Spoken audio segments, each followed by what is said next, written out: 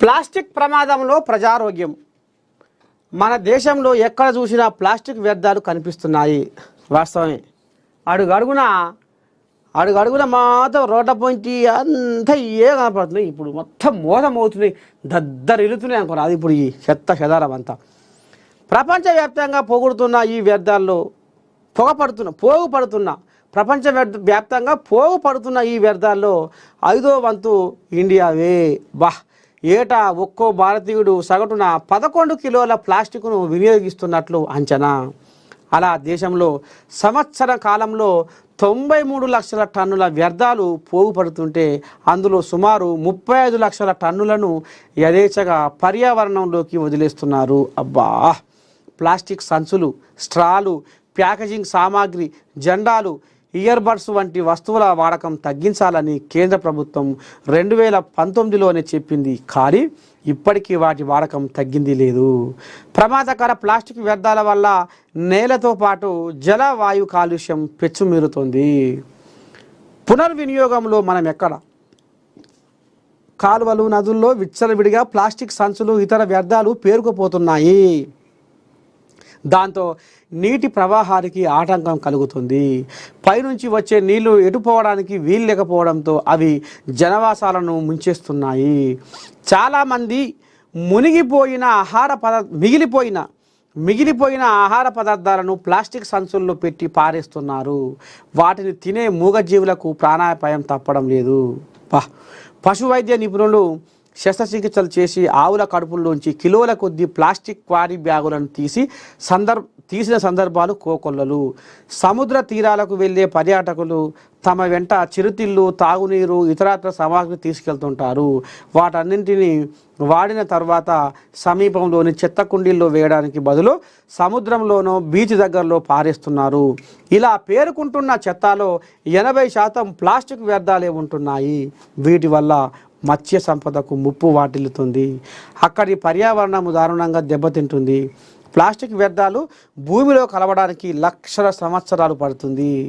కాబట్టి వాటిని పునర్వినియోగించడమే మేలని శాస్త్రవేత్తలు చెబుతున్నారు. ఈ విషయంలో భారత్ చాలా వెనుకబడి ఉంది.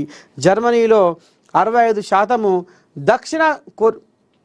దక్షిణ కొరియాలో 59%, ఆస్ట్రేలియాలో 58%, స్లోవేనియాలో 56%, బల్గేరియాలో 55% వ్యర్థాలను పునర్వినియోగిస్తున్నారు.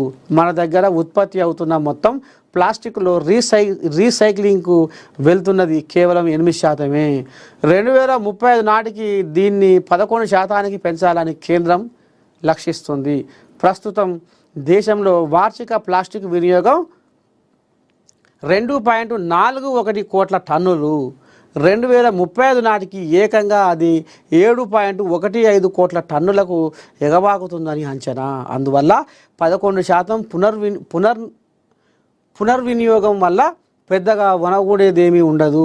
ఈ వ్యర్థాలను చాలా వరకు డంపింగ్ యార్డులకు తరలించడము, బహిరంగ స్థలాల్లో కాల్చేయడము చేస్తున్నారు. దానివల్ల సూక్ష్మ ప్లాస్టిక్ రేణువులు గాలిలో కలుస్తున్నాయి. పర్యవసానంగా పరిసర ప్రాంతాల వారిని శ్వాసకోశ, చర్మ వ్యాధులతో పాటు క్యాన్సర్లు కూడా చుట్టుముడుతున్నాయి.